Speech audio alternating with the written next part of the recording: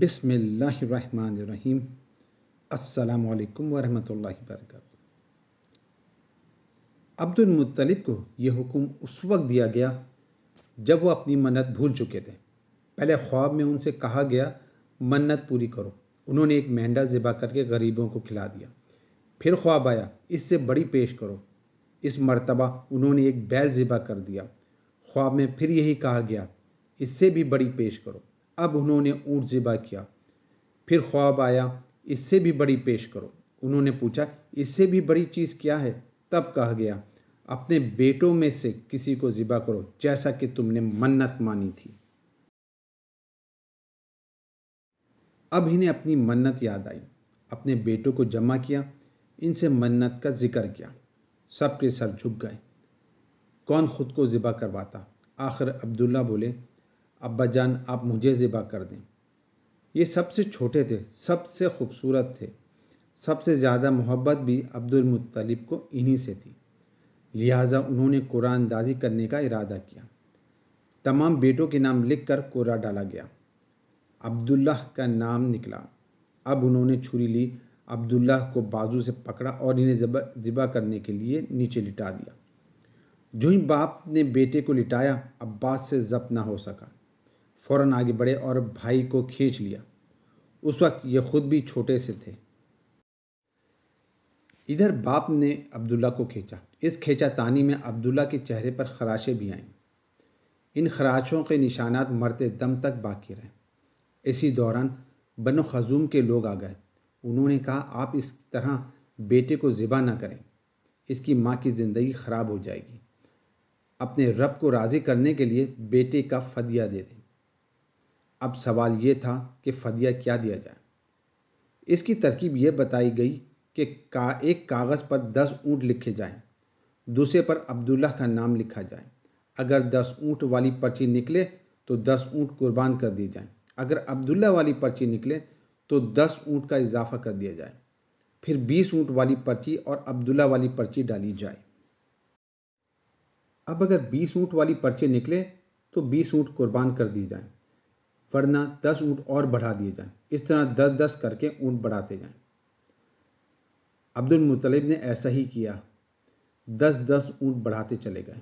ہر بار عبداللہ کا نام نکلتا چلا گیا، یہاں تک کہ اونٹوں کی تعداد 100 تک پہنچ گئی۔ تب کہیں جا کر اونٹوں والی پرچی نکلی۔ اس طرح ان کی جان کے بدلے 100 اونٹ قربان کیے گئے۔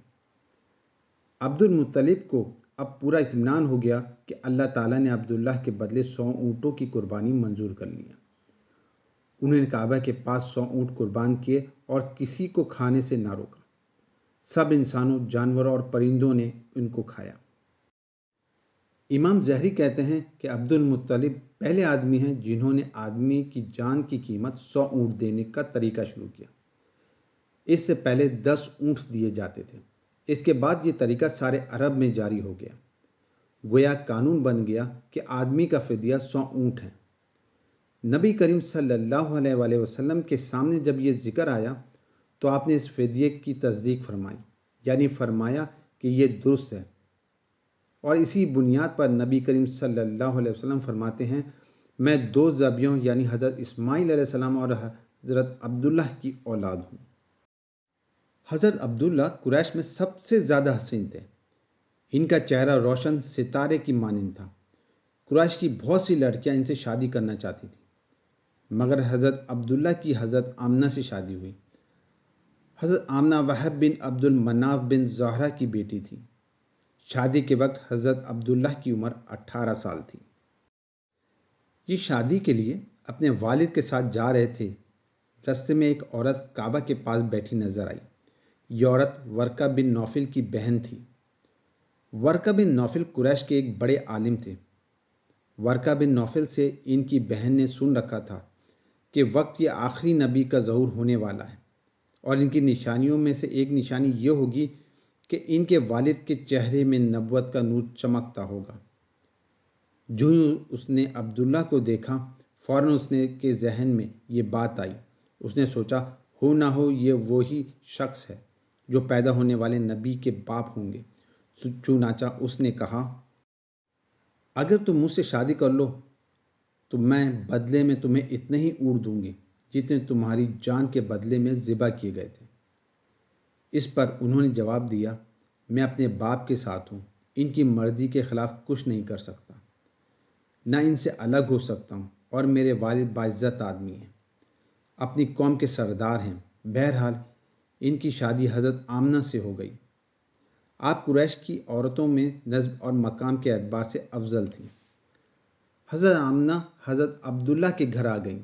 آپ فرماتی ہیں، جب میں ماں بننے والی ہوئی تو میرے پاس ایک شخص آیا، یعنی ایک فرشتہ انسانی شکل میں آیا۔ اس وقت میں جاگنے اور سونے کی درمیانی حالت میں تھی۔ عام طور پر اس حالت کو غنودگی کہا جاتا ہے۔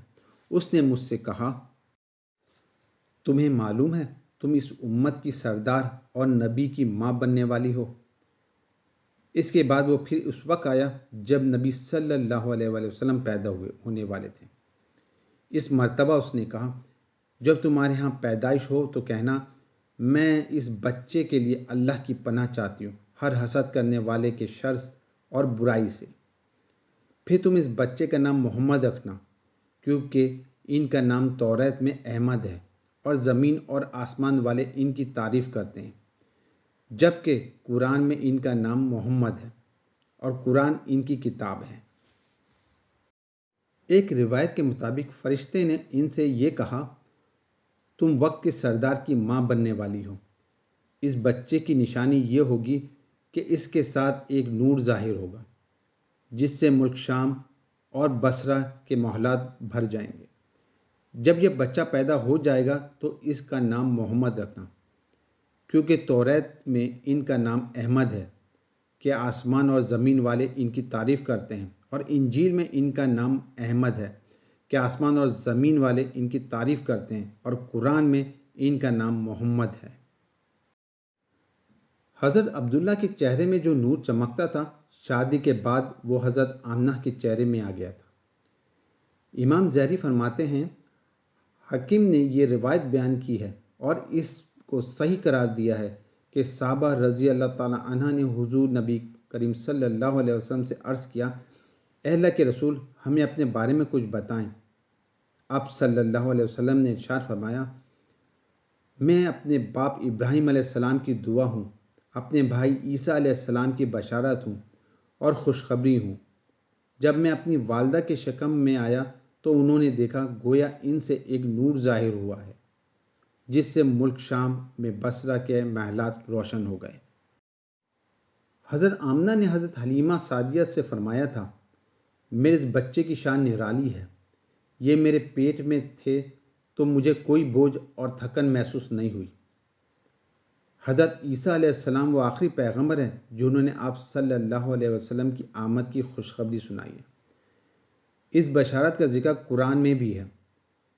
سورہ صف میں اللہ تعالیٰ فرماتے ہیں، اور اسی طرح وہ وقت بھی قابل ذکر ہے جبکہ عیسیٰ ابن مریم علیہ السلام نے فرمایا کہ اے بنی اسرائیل، میں تمہارے پاس اللہ کا بھیجا ہوا آیا ہوں کہ مجھ سے پہلے جو تورات آ چکی ہے میں اس کی تصدیق کرنے والا ہوں، اور میرے بعد جو ایک رسول آنے والا ہے ان کا نام مبارک احمد ہوگا، میں ان کی بشارت دینے والا ہوں۔ اب چونکہ حضرت عیسیٰ علیہ السلام یہ بشارت سنا چکے تھے، اس لیے ہر دور کے لوگ آپ صلی اللہ علیہ وسلم کی آمد کا بے چینی سے انتظار کر رہے تھے۔ ادھر آپ کی پیدائش سے پہلے ہی حضرت عبداللہ انتقال کر گئے۔ سابقہ کتب میں آپ کی نبوت کی ایک علامت یہ بھی بتائی گئی ہے کہ آپ کے والد کا انتقال آپ کی ولادت سے پہلے ہو جائے گا۔ حضرت عبداللہ ایک تجارتی قافلے کے ساتھ تجارت کے لیے گئے تھے۔ اس دوران بیمار ہو گئے اور کمزور ہو کر واپس لوٹے۔ قافلہ مدینہ منورہ سے گزرا تو حضرت عبداللہ اپنی نانیال یعنی بنو نجار کے ہاں ٹھہرے۔ ان کی والدہ بنو نجار سے تھیں، ایک ماہ تک بیمار رہے اور انتقال کر گئے۔ انہیں یہیں دفن کر دیا گیا۔ تجارتی قافلہ جب حضرت عبداللہ کے بغیر مکہ مکرمہ پہنچا اور عبد المطلب کو پتہ چلا کہ ان کے بیٹے عبداللہ بیمار ہو گئے ہیں اور مدینہ منورہ میں اپنی ننیال میں ہیں، تو انہیں لانے کے لیے عبد المطلب نے اپنے بیٹے زبیر کو بھیجا۔ جب یہ وہاں پہنچے تو عبداللہ کا انتقال ہو چکا تھا۔ مطلب یہ کہ آپ صلی اللہ علیہ وسلم اس دنیا میں اپنے والد کی وفات کے چند ماہ بعد تشریف لائے۔